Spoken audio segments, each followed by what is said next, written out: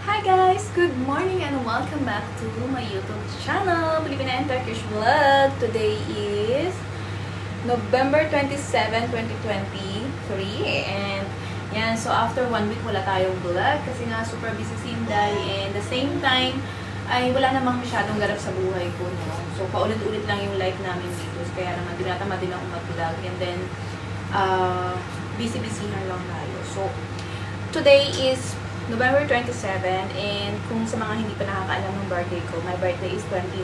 So, we will celebrate today. So, actually, hindi naman talaga ito celebration kasi nga, hindi naman talaga ako nagse-celebrate ng birthday ko. But, of course, parang, getting together lang again.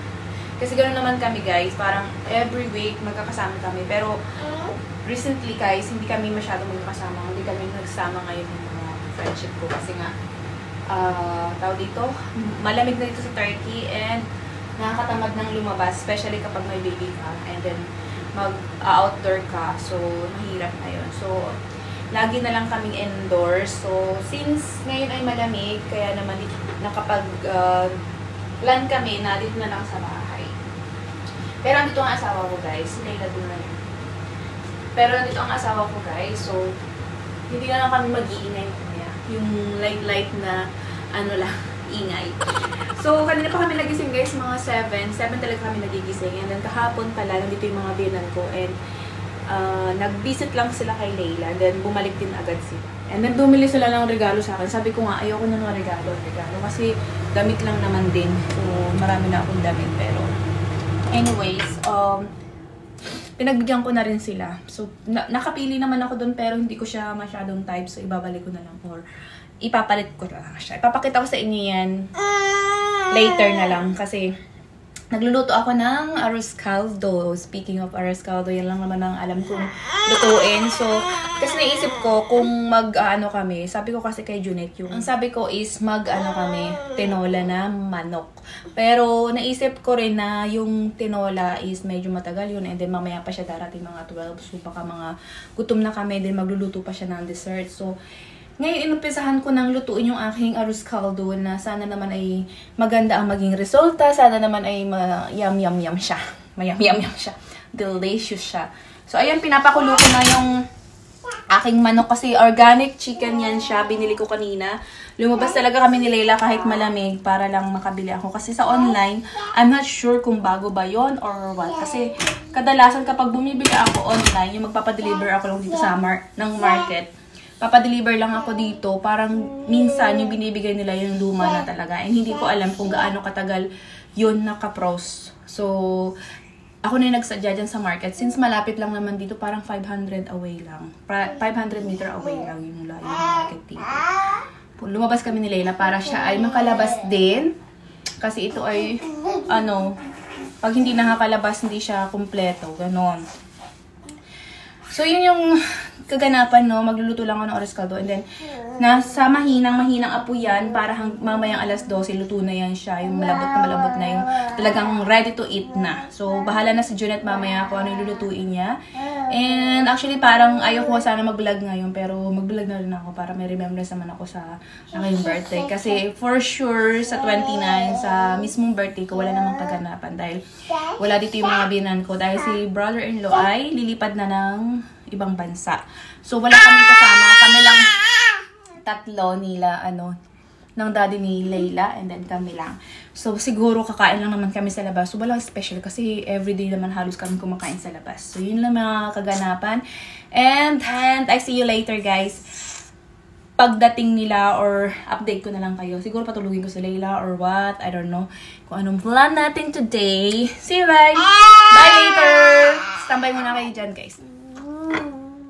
Agad-agad na nagluluto na kami. Nagpe-prepare na si Junet ng kanyang gagawing dessert. Yung bilo-bilo daw ang tawag dyan.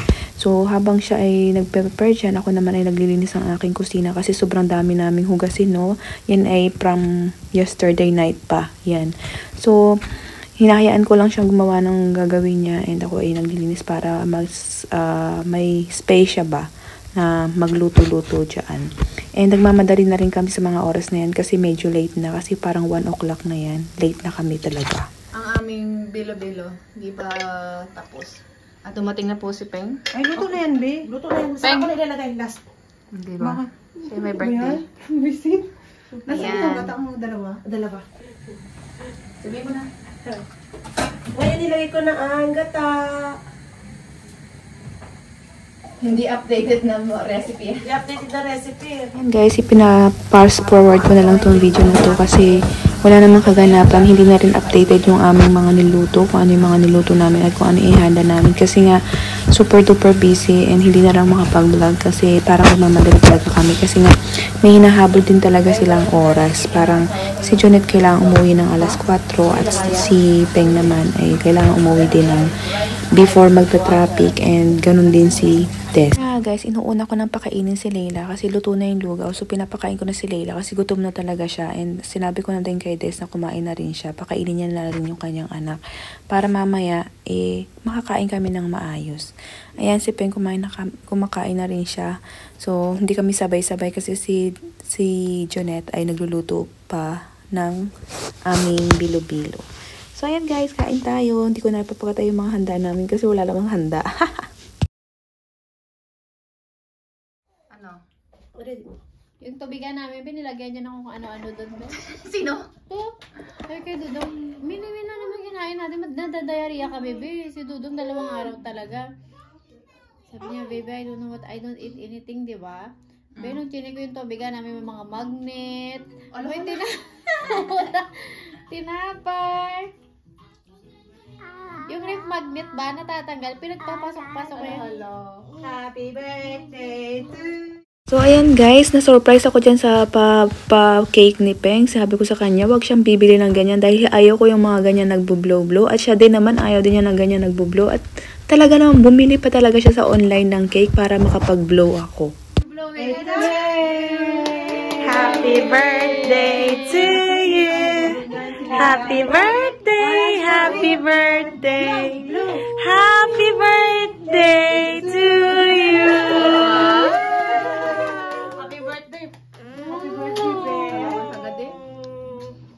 Thank you. Mag-bluta. Ay, slice mo na. Social naman ng kandila, parang strawberry lang. Di ba?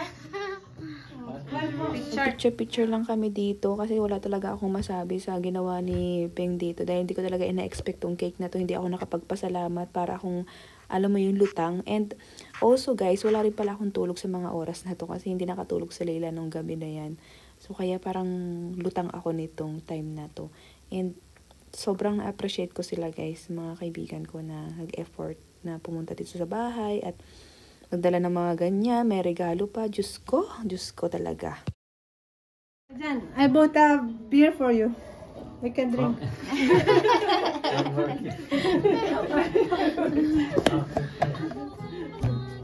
Ayun na guys, yung ating pansit ubos na. Yung pa-cake pa. Diyos ko. Magdala na ako niyan, hindi ko yung kayang-kainin naman. Oy, magdala ka din nun. Bukas ito masarap to, be. Ayan na yung belo-belo. Magdala ka rin, Besh. Nakalagay sa ref. Yung lalagyan mo nandyan. May ginagawa na yung bata doon, no? Masarap pag may papaon. Nagtatago na. May isang kayong baon paiwan. Magpicture na. Yan! Andito kami ngayon guys sa shopping mall kasi bumili ng regalo si Mr. sa akin dahil birthday ko na nga bukas. Ayan, tingnan natin kung anong regalo niya. Tingnan camera kasi ang gamit nating camera ay ang aking iPad. So, kain tayo. It's gabi na dito sa Turkey. Is 6:30 or 7. So, kakagaling lang namin ng mall and kumakain ako guys. Actually, nag-order or nag-take out kami ng chicken ng Popeye. So, gabi na dito, 6:30 na ng gabi and hindi ko alam kung saan ako titingin ng camera dito. Ayan. So, kasi guys, yung aking cellphone ay low-watt and yung camera ko naman ay di ko alam kung low-watt or what. But, ito yung ginagamit ko, yung iPad. Kasi, ito yung gagamitin ko pang edit mamaya. Kasi mag-i-edit ako ng video from yesterday. Dahil yung birthday ko guys ay sinelebrate kahapon namin ng mga friendship ko dito sa Turkey. Actually, ayaw ko talaga mag-celebrate. Pero, sige na. Hayaan nyo na siya. Pagbigyan nyo na. So, yan. Galing kami ng mall. And kasi yung gift ni Bianan ay pinalitan ko dahil yung nakuha kong gift is medyo di ko siya gusto. And yun yung, ano siya guys, maiksi. So, gusto ko yung medyo comfortable ako, kaya pinalitan ko siya.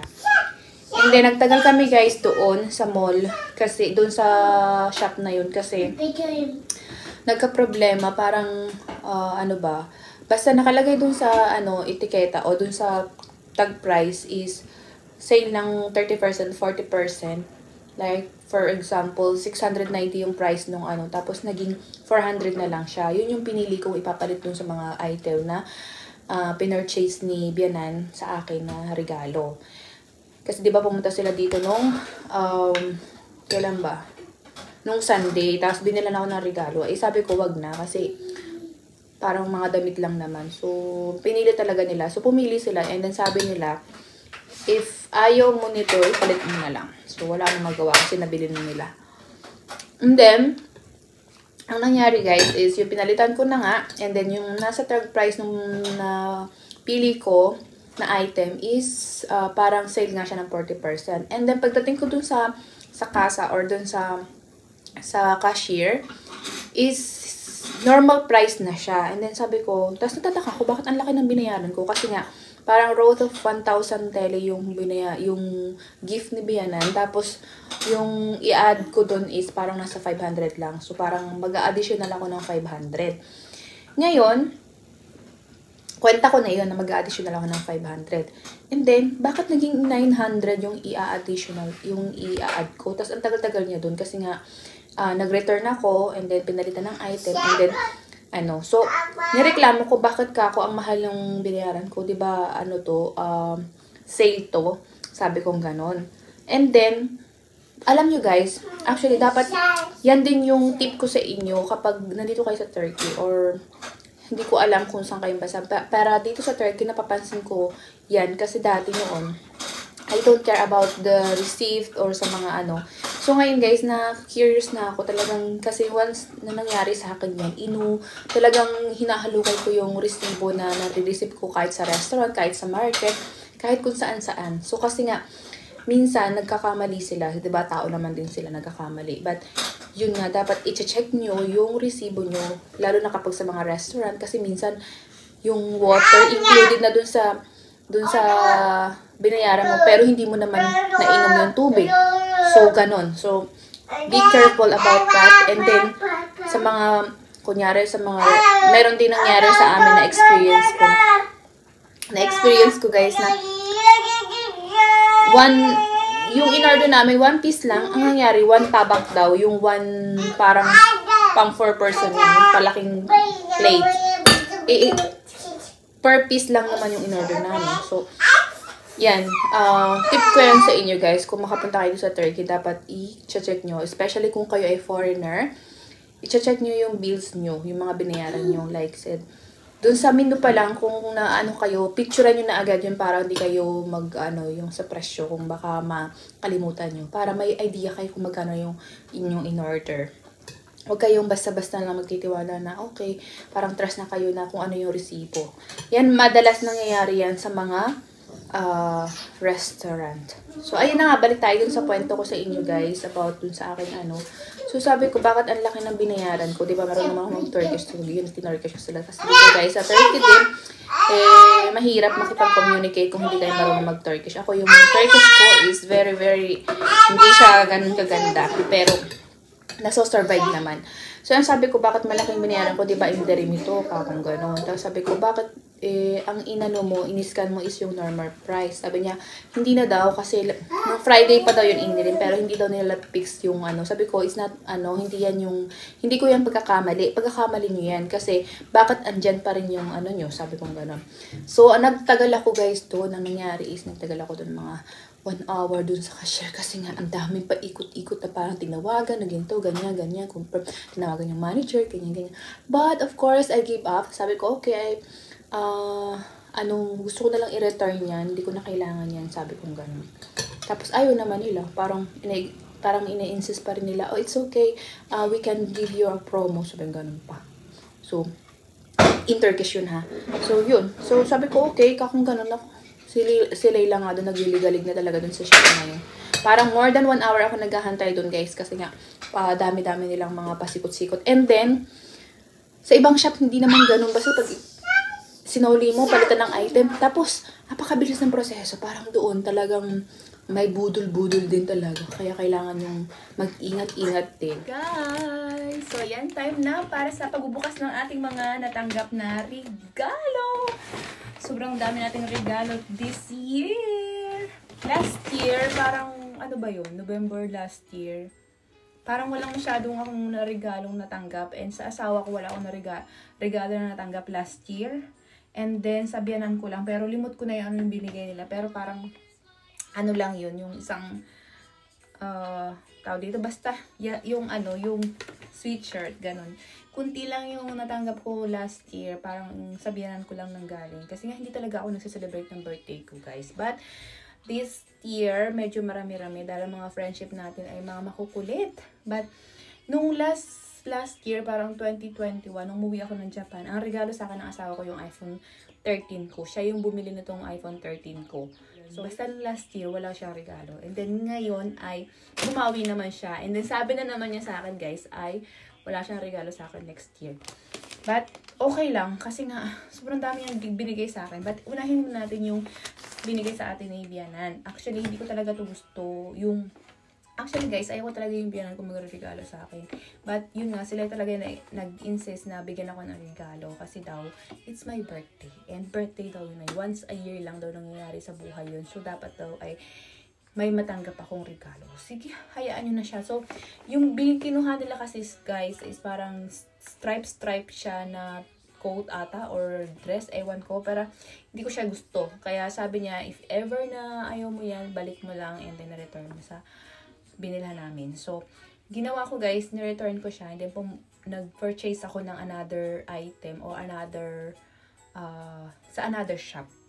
Pero okay lang naman yung binalik yung pera and then kinuha ko yung pambili. But anyways, ang daming story. Then, ayun na nga guys. So, ito yung mga kinuha natin na mga pambili. Binili ko ito dito sa brand na to.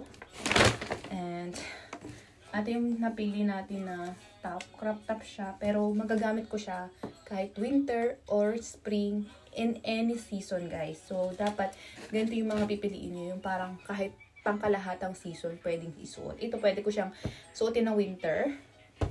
And then, itong leather na short. Short siya pero parang skirt siya. Ayan, short siya guys. Ito yung mga resibo natin. And then, yan lang yung pinalit ko. But actually, ito na yung halaga nito ay nasa 1,000 na. Kasi yung halaga nung binili ng biyanan ko ay 1,000. So, ito na yun siya guys. Ang pinalit ko. 1,000 na yan siya. And then, ito ay binili ko for myself. Kasi kailangan ko ng pants. Wala akong pants. May mga pants ako pero mga kupas-kupas na siya. And then, mga leggings. Ay, ayaw ko ng leggings.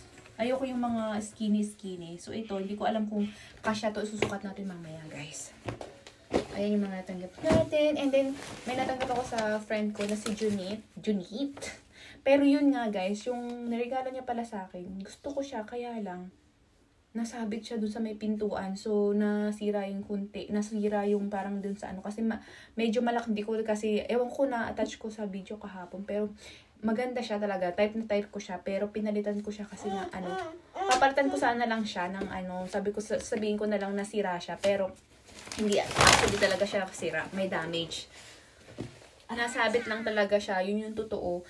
Kaya ngayon nahanap ako ng parehas na item, parehas na klase nung binirigalo niya sa akin. Pero wala akong mahanap dito sa amin. Dito sa branch dito sa amin. So kaya pumili na lang ako ng ibang item. So, ang napili ko ay ito. Since parang parehas din naman. Kasi oversized to. Kasi nga, white nga lang. Ayan. Oversized siya. Kasi mahilig lang tayo sa mga plain. Ang ganda rin yung regalo talaga sa akin dito. Kasi nga, siya, plain. Kaya lang, wala naman silang type to. So, ito na lang kinuha. Wala kasi akong ganitong white. Meron ako, pero Adidas. Hindi ko masyadong ginagamit yung Adidas ko kasi nga maluluma. And then, bumili din ako for myself. Dito na lang. Kasi ito, and then ito guys, binili ko siya. Parang ilalagay mo lang yan siya dyan. Naka-medyas ka. Tapos, yan. Mahal kasi ito sa ibang shop. Then, leggings. Wala kasing leggings na pang-hot. Iisa lang yung leggings ko na pang-winter. Hindi lang isa. Parang 3 siya, pero manipis yung ano niya. Tapos isa lang yung makapal, tapos sira na. Tapos nabili ko yan siya sa Japan. Sobrang gandang-ganda ako doon. Lagi ko siyang ginagamit. Kaya lang, wala dito sa Turkey. So, kung may kaibigan akong papunta dito sa Turkey, baka magpapabili ako sa Uniqlo or sa, ano yun eh, Japanese brand yun. Ayun! So, try natin mamaya yan, guys. Ito maganda to. Sana maganda. Ano eh, warm tech daw siya. Ayun naman ang presyo, oh. Sobrang mahal. Ito lang is 400 na. Tingnan natin, guys. Yan, mamaya isukatin natin. And then, eto guys, super like ko itong necklace na to. Galing to kay Peng. Kung kalala niyo si Peng, yung nag-celebrate ng birthday kasi magka-birth month kami. And super nice nito guys kasi super may story ito dahil ito daw ay aking month. Sagittarius to eh, Sagittarius sign. So, ayan siya. Ayan, super thank you talaga sa'yo, Peng. Kasi wala akong necklace na may gantong, ano, tawag dito, pendant. Meron ako yung plain na necklace, tapos yung isa naman, 3 yung necklace ko actually, pero yung isa, masyadong malaki. Ayaw kong isuot yun kasi hindi yung pang, parang casual o pang everyday. Yun kasi parang, ewan ko, pang investment ata ang tawag doon. Tapos, meron akong binili sa Japan. Ayaw kong siyang suotin kasi sobrang kapal niya. And, natatakot ako na hilahin Layla. Baka masira. So, ewan ko. Anyways, isusuot ko din yun. Parang binili ko siya. Snake type siya. Ganun. Hindi kasi ako mahilig sa accessories. But ito, remembrance to ni Peng. So, itikip ko siya. Itikip ko yan talaga. And ito yung regalo sa atin ng aking asawa. Dalawa siya. Hindi, nagulat nga ako sa kanya. Sabi ko, hikaw lang gusto ko sa ako. Kasi wala akong hikaw. At meron pala, ang dami ko palang hikaw. Pero, wala akong maisip. Sabi ko, sige, hikaw na lang. Kasi sabi niya, ano bang regalo mo? Kaysa naman guys na, kasi gusto niya, bilhin ako ng perfume. Eh, hindi naman ako mahilig ng perfume. Kasi yung perfume ko nga dito, hindi nagagamit. Alam niyo yun. So, minsan-minsan lang ako napipisik-pisik ng perfume. Sabi ko, yung useful na lang. So, binili na ako ng bracelet, guys. Ayan. Ano yata to guys? 4 gram. 4.2 gram na gold. So, sabi ko, pero sinukat ko na siya, guys. Ano siya, maliit kasi yung wrist, ang ating, ano dito? Yung wrist natin. Maliit yung wrist ko, guys. Kaya, mahirap humanap ng mga bracelet sa akin, kaya hindi ako nagbe-bracelet. Kasi may bracelet ako dyan, nung regalo sa akin nung kasal ko, hindi ko siya nasusuot talaga as in. Kasi malaki siya, dumudulas siya dito. Eh, ayaw ko yung ganun, dumudulas-dulas. Ito, saktong-sakto yung size sa akin. And then, sabi ko nga, may adjustan din kasi siya. And then, sabi ko din, ay, mabibigay ko siya kay Layla, if ever na magdalaga na siya. Ayan, ang ganda, diba? Maganda siya, guys. Kaya lang, ayaw ko kasi yung may mga kumakaling-ling. May mga sabit-sabit dyan, lalo na pag may anak ka, ganyan. So, pero susuot natin yan kapag may mga occasional. May mga occasion, ganyan. Pwede natin isuot to. And, ipapamana ko rin to kay Layla. Kasi sobrang ganda niya, oh. Ayan. Yun yung first regalo ni asawa. And, last, ano naman to? Kaganyan-ganyan pa kasi. And surprise! Yes! Hikaw naman siya, guys. Parang nasa 6 point, ano to eh. Something. 6 gram. Ganun. Ayan. Diba ang ganda-ganda niya? Maganda siya, guys. Ganun. Kaya lang medyo mabigat. Mabigat siya. Kaya, pag may occasion na lang natin isuot yun na yun. Kasi, baka masyadong maano yung ano natin. Kasi gusto ko yung mga ganyan-ganyan maliliit lang. Pero okay na rin. Kaysa wala. Kaya, ayan. Sobrang ganda lang ng kanilang ribbon. Talagang pang-regalo siya. So, ito nga guys, yung ating pants na nabili. Super, siya sa akin. Fit naman siya. And saktong-sakto. And ito yung top. Crop top. Yan. Ganda-ganda, diba? Ganda siya. And ito yung ating palda at saka yung yung galing kay Junette na hoodie. Yan.